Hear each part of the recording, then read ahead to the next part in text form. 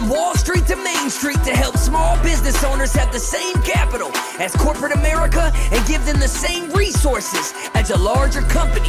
We cover business funding, business credit, scaling, business consulting, and much more. Check out the website at shieldadvisorygroup.com. Welcome to the show, The Liquid Lunch Project. Hey, what's up, everybody? Welcome back to another episode of the Liquid Lunch Project. I am Matthew R. Meehan, alongside my partner, the Professor Luigi Rosabianca. What's on tap today, Lou? Oh, Matt, you're going to love this story, buddy. This one's going to knock your socks off. What if I told you a gentleman friend of mine starts out with a lawnmower, and a few years later, he leverages that to a huge tech company, GreenPal, that connects homeowners with local care professionals? I wouldn't believe it. Welcome to the podcast, Bryan. Tell us, how on earth did you pull that off? Well, guys, it's great to be here.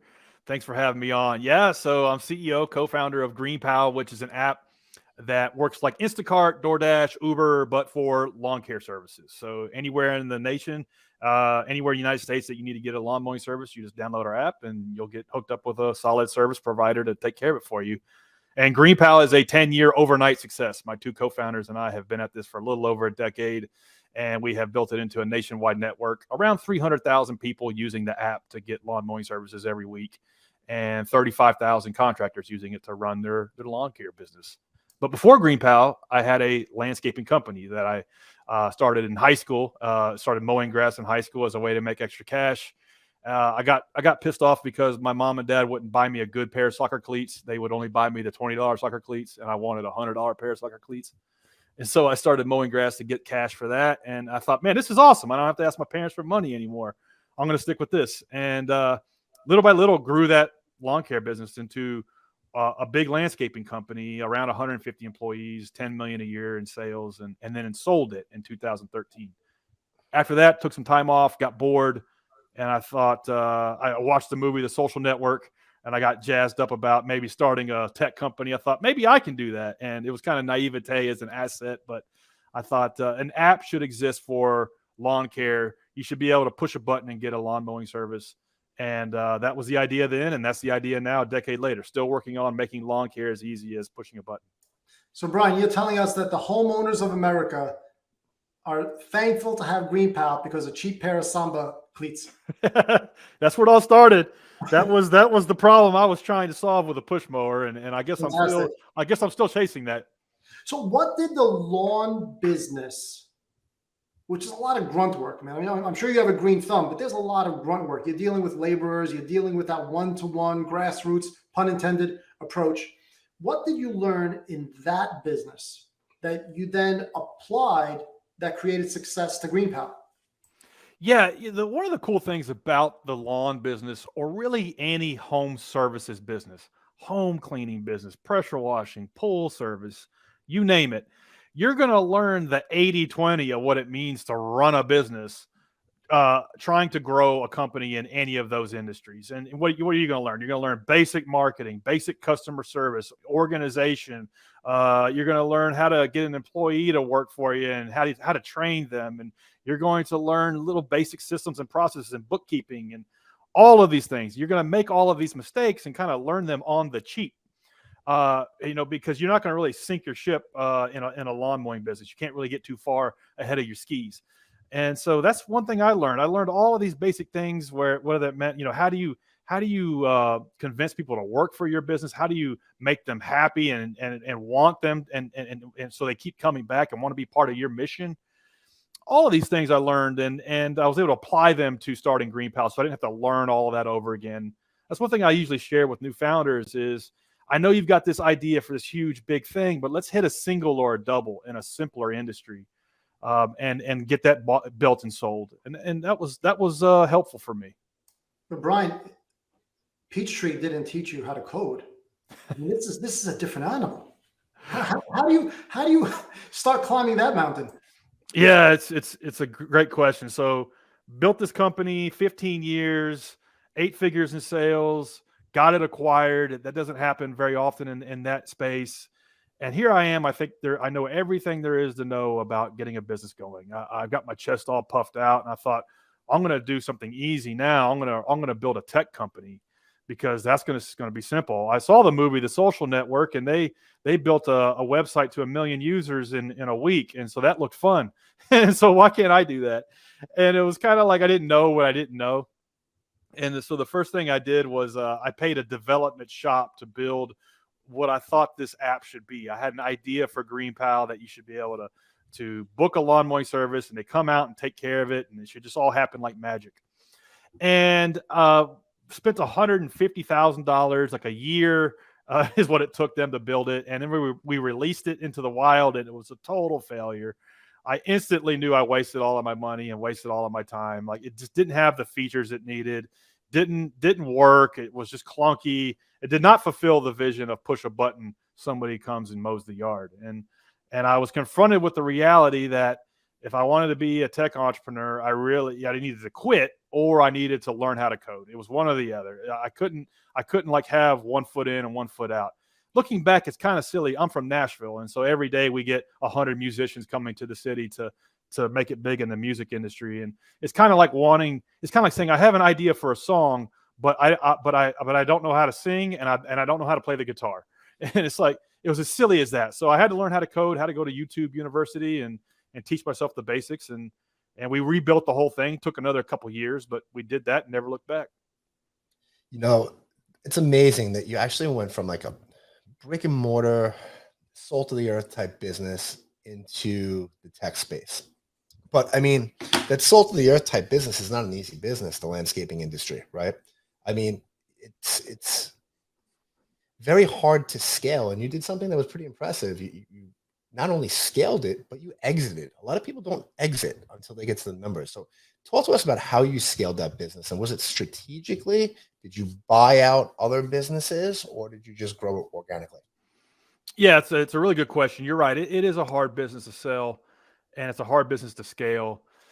It's one of the best businesses in the world to run, part-time and keep small, keep it, with 1 or 2 employees. I know several blue collar millionaires that are in construction or in landscaping. And so it's really good for that. But if you're trying to build it to 8 figures and beyond, there's this big gap where you're going to work like a decade in the business, building up the systems, building up the processes, acquiring the equipment, building out the sales team, and all of these things. And like, you as the founder are going to make less money than you did in year 1, 2, or 3. At least that's how I experienced it. But I had a vision, and I kind of had like a chip on my shoulder that I just wanted to build a big, successful, profitable business. And I knew that if I just stuck it out long enough and worked on the business and made it better and better every year, that eventually I would get there. And I was inspired because I would go to these industry trade shows and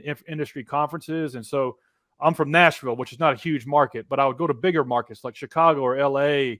One year I went to Las Vegas and saw $50, $100 million landscaping companies. So I was able to look at that and say, I can do that. I just need to do that in my market. And so I would learn everything I could from them and apply kind of their game plan to my little business. And I didn't always get it right, made a ton of mistakes, but just tried to not to make the same mistakes twice. And just little by little, almost like a video game, worked the levels of the game. It took a long time, took 15 years. It was 7 or 8 years before I was able to pay myself a market salary. So it was very much a long-term vision and almost an exercise of faith at times. So how did you go about acquiring customers for the landscaping company when you had it? Yeah, it was year 5 or 6. I realized I wasn't in the landscaping business at all. I was in the sales business. That the landscaping was almost like just a side of, a side effect of it.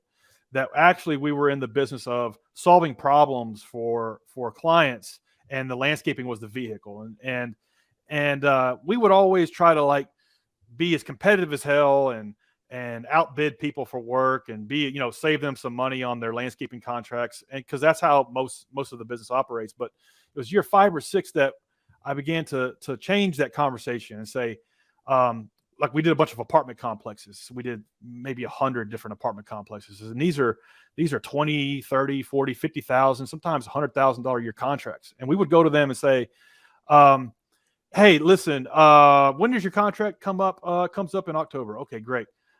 What is your occupancy rate here on this property? It's at 88%. Why do you ask? Well, because we were at the Nashville Apartment Association meeting last month, and they're saying the average is 93%, and so we believe we can help you get there. We can help you get from 88 to 93. And here's some ideas we have. We can beautify the entrance. We can beautify the area around the model. We can help draw eyes and traffic in through landscaping enhancements, and we were able to deliver on that. And that changed the conversation from, hey, help me get in budget on my landscaping, to help me get where I'm trying to go. And we did that for McDonald's. We did that for banks. We tried to figure out where our customers were trying to go, and what we did could help them get there. That's amazing. How did that transition to when you started GreenPal, right? So acquiring customers on GreenPal is a little bit different than acquiring corporate clients with the landscaping business. So how did you guys acquire your first 1,000 users? Yeah, really, really different. And I didn't know that. I mean, I kind of knew that, but it was just really hard to. it was a tough pill to swallow. So the way I experienced it was sold this business, and then now I started this other business, and it's like the most humbling thing you can do is start a new business from scratch, because it'll take you right back to level one. It doesn't matter that you already beat the video game and you beat Bowser. This is Super Mario Brothers 2, and now it's a whole new set of levels, and none of that other stuff mattered. You got to figure out every level at a time, and it was really good for me because it was very humbling. And so now I'm back to hawking this solution for $27 lawn mowings, and so the first thing we did is we realized, okay, we got to get 100 customers for this crappy app that we just built, because we need that feedback to tell us what assumptions we had were right and what assumptions were wrong and what we need to improve. And we kind of know what we need to improve, but the feedback will kind of help us focus and prioritize. And so we needed 100 people. And so we passed out, we went back to that hand-to-hand combat that I was so familiar with, which was we passed out flyers. And then we would ring doorbells. And if somebody answered the door, we would say, hey, listen, I noticed your grass is a foot tall out here. Check out this app. I'm not trying to sell you anything, but check out this app. It might help you. And we literally just like belly to belly got our first 100 customers that way. And that was enough to help us get through level one of the game. It was enough to get enough of liquidity to help us figure out what assumptions were wrong and what we needed to improve and what we needed to fix. And then we would ask these people, we would say, well, how do you normally find a lawn care service? And they would say, well, I would, after asking friends and family for recommendations and that didn't work, and doing this and that didn't work, I would just go to Google and I would just type lawn mowing service near me, and I would find somebody that way out of desperation. And so we kept hearing that over and over again. And so we thought, well, maybe we can compete in Google organic search. Maybe that can be a thing.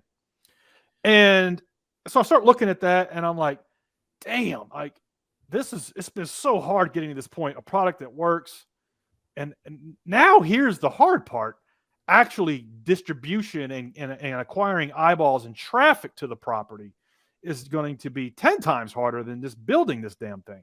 Because to compete in organic search, even for something like lawn care, is really, really tough. It's like a 2 or 3 year ramp. And so we just like looked at this elephant and just try to eat it one little piece at a time, and distill it down to, okay, well, how do we rank this? How do we rank this crappy website for? We can't rank for Lawn Care Nashville, but like Lawn Care Franklin, Smyrna, Goodlettsville, Hermitage. These are bedroom communities around Nashville. We started developing a strategy to rank for those keywords, and then slowly built it up for there. It took like 3 or 4 years, but that's now how we get 60% of new business is just through Google organic search. But how did you acquire? Because you're a two-facing platform. You have the customers on one side, and then you have landscapers on the other, like Airbnb or like Uber or TaskRabbit or any of these, right? So how did you acquire the landscaping side, the landscapers? Yeah, it's a challenge with every multi-sided marketplace, that chicken and egg problem. Just look at Airbnb. Which do you think is more important? Is it the hosts, or is it the consumers looking to book a spare bedroom? if there's no places to book, then the consumer, then the consumers aren't gonna be there. If the consumers aren't there, the hosts aren't gonna list their property. And so it's like, what do you do? And so for us, we had the same problem. It was like we would like hustle up some consumers, some homeowners, and they would list their lawn, and then they wouldn't get any quotes, or they'd get one quote, and it would be astronomically high, and because the guy had to drive across town. And we started realizing that if we can't make this work in one city, just in Nashville, Tennessee, and the dozens bedroom communities around it, then nothing else matters. So we just need to stay in Nashville and figure out how to make it work just in one city. And so we kind of had to like ping pong back and forth. And so we would get some homeowners on board, and then we would go get some vendors, and then go back and forth, back and forth.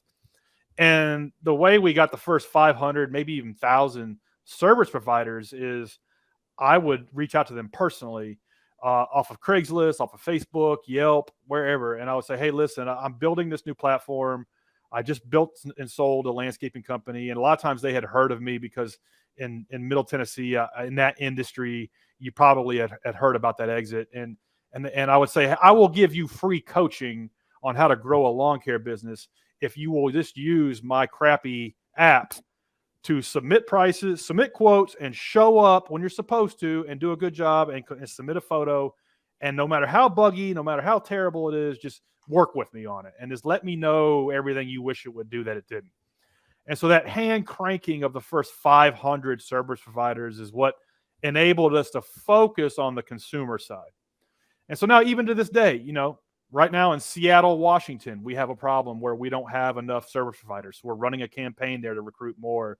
There is a balance of supply and demand in every market across the country, and we have to measure that and make sure that's right. Did you guys do any marketing strategies like discounts or first cut for free, where you guys actually ate the costs on there? Did you have to do anything like that? We experimented with that kind of stuff, and what we learned real quick is, when you do $19 lawn mowing or first cut for free, that's the customer you get. You get the customer that just wants a one-time service, that is looking to save $4 or $5. And what we began to realize is that, because we thought when we first started that we were delivering the cheapest way to get this chore done. That was the value proposition. This is the cheapest way to get it done, because I'm coming to the starting block with a contractor's mindset. And any contractor, it doesn't matter if you're in home remodeling or flooring or roofing or landscaping, you have this stigma, this mindset of, the damn competition is, and all consumers care about is price, and it's price. That's all anybody cares about. So I have this like jaded contractor mindset starting this tech marketplace. I built that in, like, we're going to have the cheapest way to get lawn mowing. And then as we started talking to our first 100 and then our first 1,000 customers, they would tell us, no, like, I don't care to pay $35, $40, $50, whatever it is. I just want the guy to show up on Thursday when he's supposed to be there. And like, I want him to show up every Thursday. Like, speed and consistency and reliability is what we were selling. We were selling like set it and forget it. We were selling, your grass is 2 feet tall today. It can be mowed nice and neat by this evening if you use this solution. And that was the problem. We would test this with save $5 on your lawn mowing versus get lawn mowing today with no phone calls. And price discounts always lost to speed and reliability. And so we learned really early on that we're not in the game of discounting this stuff. We just need to get a fair price to the consumer, and we need to make sure it happens when it's supposed to.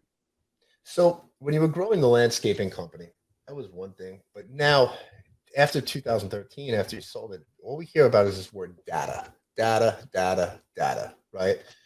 So how did you use data to grow the tech company that you have now? And what metrics do you guys look at? Yeah, it's a weird thing, because I see a lot of new founders, they want to skip over the hand-to-hand combat phase. They want to skip over the ground and pound phase, and they want to go straight to the scale phase. And it's like, you had 100 visitors to your website last month. Like, you don't have data. You need to like, yeah, you've got data. You've got 10 people using this thing. You need to talk to all 10 of them. you've got data, it's just really small. And it's like you need to use that data and turn it into qualitative data, which is, okay, we've got 10 customers and this is what they're telling us. We should focus on fixing these 2 or 3 things. I don't need 1,000 people. I only need 5 people to walk into this room and trip over the carpet to tell me that we need to fix the carpet. I don't need 1,000. And so there's that piece of it. It's like in the early days, you don't have enough data. Don't worry about it. But then once you get to maybe level 2 or 3 in the game, maybe level 4, metaphorically, maybe you've got 1,000 customers. Maybe you've got 20, 30,000 people coming to the website every month. And then you can start to take a step back and you can let data inform a lot of this gut decision-making you've been making. And it's like, okay, we're not going to go with my opinion anymore. We're going to go with what the data says. We're going to let the data speak. And it's like, okay, well, we have an idea that we want to add a service fee to the consumer side. And I see it on DoorDash, by the time I get my $28 hamburger, it's $67 by the time it shows up. And so it's like, maybe we should start doing that. And it's like, well, why do you think that? Well, it works for DoorDash. It should work for us. It's like, well, hold on now. Let's test this. We can very easily set up a test and say, okay, one set of customers get this version, another set of customers get this version, and let's let the data tell us which is the best option to go with, and not just on like ordering or not ordering, but like downstream, the cohorts of people that saw this, what did they do 3 months from now? Are they still using the platform? And what is the lifetime value of that customer? And so as time goes on, you can do really, really cool things with data that's coming through your property and make better decisions. Whereas in the early days, don't even worry about that. Pick up the phone, talk to your 20 customers, and let that data speak. I love that. I love that old school grassroots approach for when you're starting out. With GreenPal, there's probably a lot of lessons that you learned. What do you think the most important one is? So many. In my first business, I learned a bunch of lessons, and in my second business, I think the main lesson I learned was a couple things. One, a lot of people like have an idea. Like I have an idea for an app, and I just like they think the idea is the important thing, and it's like the idea is worth $10. The execution and getting people to know about it and sign up for it is the hard thing. That's the valuable thing. And so the main lesson I learned was that lesson that it's hard to build a traditional business like a landscaping business and scale it and sell it. That's really hard. But it's 10 times harder to invent a new product from scratch that does not exist in the world. Nobody knows to use it. Nobody knows about it. And getting people aware of it and to use it and to try it and to keep using it, that's 100 times harder than just building a landscaping business or a construction business or a home cleaning business. And so that was one of the main things I learned was to understand the difference between building a business and inventing a product, because a lot of times they're very different. The other thing I learned was the first time founders worry about the product, and the second time founders worry about the distribution. And so what I mean by that is like the product and the business and those things are like table stakes. The distribution, the marketing, getting people aware of it, that's the hard piece. And that you almost need to have like a plan for that before you start this. And it's kind of like the music industry. I live in Nashville, Tennessee, and it's like, okay, you move to town, you cut a record, and you wrote all of this music and you recorded it, and that was really hard. And then you realize, no, the part that's 100 times more challenging is getting 100 people to show up at your show. And building a new business, building a new product is just like that. And so that was one of the things that I was confronted with. I didn't know. Nobody told me that. And that was one of the hard lessons I learned. So what strategies have you put in place to get that distribution out there? Social media, email marketing, influencer campaigns. What have you guys actually done and you've seen a lot of success with? Yeah, test and invest. Test all these. Test because you need to do a little bit of all of them, and then you need to go all in on one of them. You're not going to be really good at social SEO, Google pay-per-click, Facebook ads, radio, TV, print, direct mail. You're not going to be good at all these things. You're going to be really good at one of them, and that's how you're going to get half your customers or more. And then you're going to like maybe test and experiment in all the rest, because you gotta have a social media presence.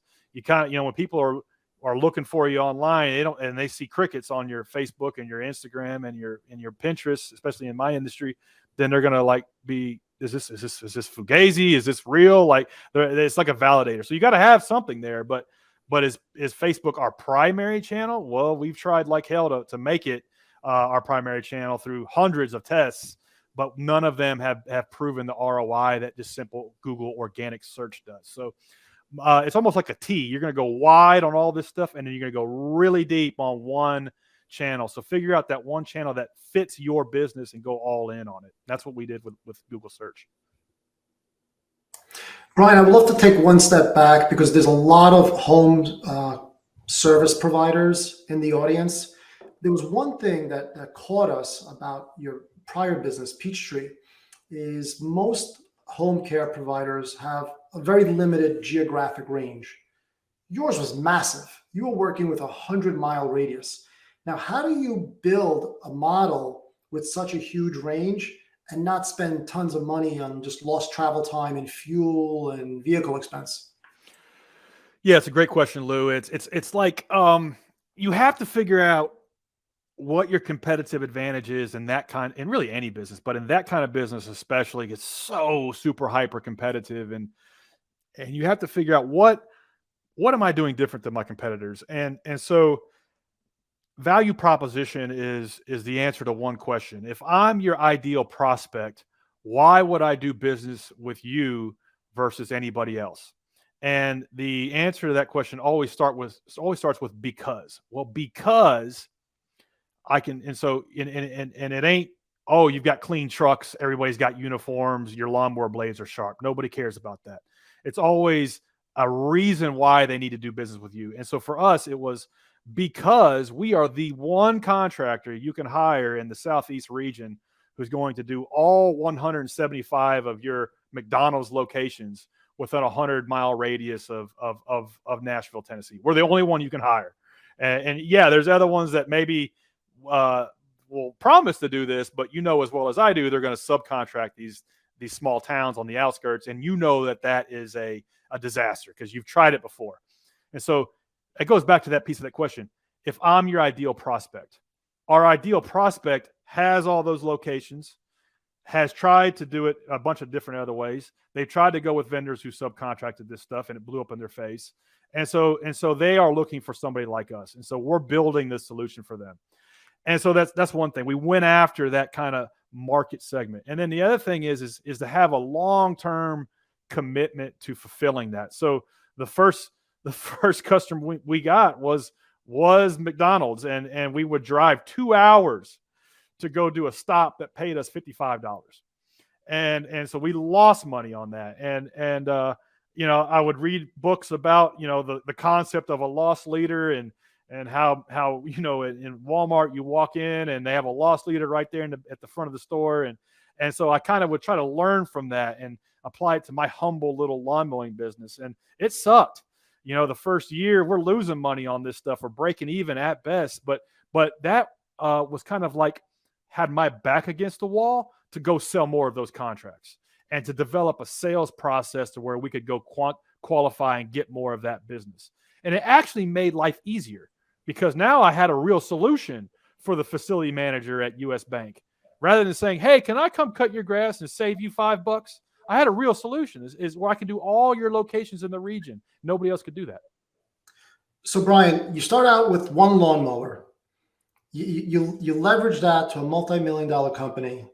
You then get rid of the jeans and work boots and buy yourselves a pair of Vans and a foosball table and become a tech entrepreneur. I mean, I'm curious to see what 3.0 is for Bryan Clayton. Yeah, it's funny that I did go through a metamorphosis like that where I was trading like Carhartt beanies because that's what kept us warm when it was cold outside for guys who wore Carhartt beanies because it was ironic and cool, and it was really weird going through that, and it was like it was bizarre, but it was interesting, and it was fun, and it was challenging, and it was new, and it was just like getting started all over again when I started my first business. And if you're doing any business well, or at least trying and pouring all of your heart and soul into the business, you'll notice you evolve as a whole new person every year or two.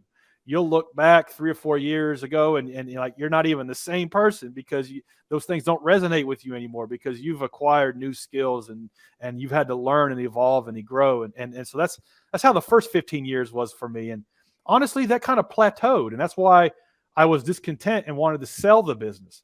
And then I get to experience that all over again. I'm learning all these new things. I'm dealing with different types of personalities now and different challenges. And so that was fun, and it's still fun. I'm still challenged by building this marketplace. And I made a decision when I sold my first company and started my second, that no matter what, I was just going to do what it is I wanted to do every day. And I was going to work on whatever my best idea was, as long as I was having fun doing it. And that's been the case for a decade. And I haven't really worked a day in the last 10 years. Even though there's been some 100-hour weeks, I really haven't worked a day. And so I'm going to keep doing this. I want to get this to 1 million users, 1 million customers, and get it in the same kind of lexicon of the English language, like an Instacart, a DoorDash, or an Uber. And so there's a lot of white space for me.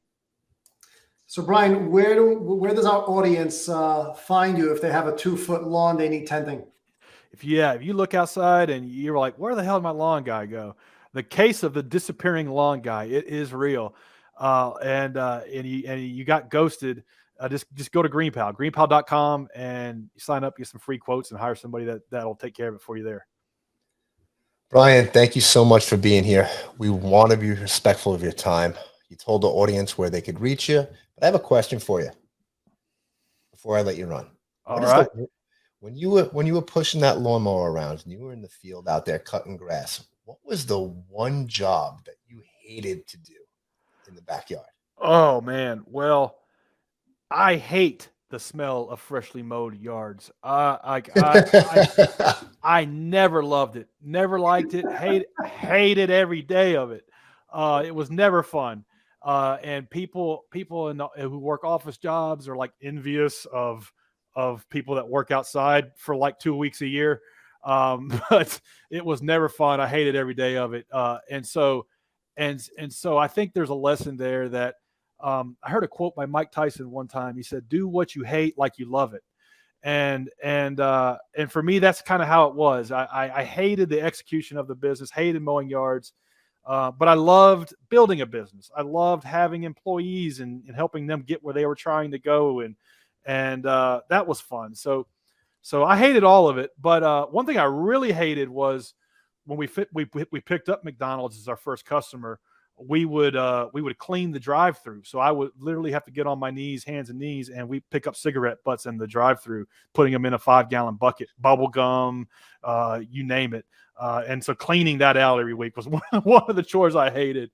And we still did that for them, in year 15. So you got to do what you got to do to get to the next level. Bryan, thank you so much for being here. I really enjoyed this episode, and I'm sure the audience did too, because it's not too often you get somebody who went out there and picked up those cigarette butts, gets their hands dirty, not for when they were in college and had an odd job, but had a successful business at that for over 15 years, and then goes into founding a company in the tech space. So thank you, buddy. I really appreciate it. Guys, I really appreciate it. I had fun. This was a great interview. Hey, that's a wrap, guys. We'll catch you on the next episode of the Liquid Launch Project. Thank you for listening to the show. And make sure you subscribe, leave a review, and share it with a friend. We'll see you on the next episode of the Liquid Launch Project.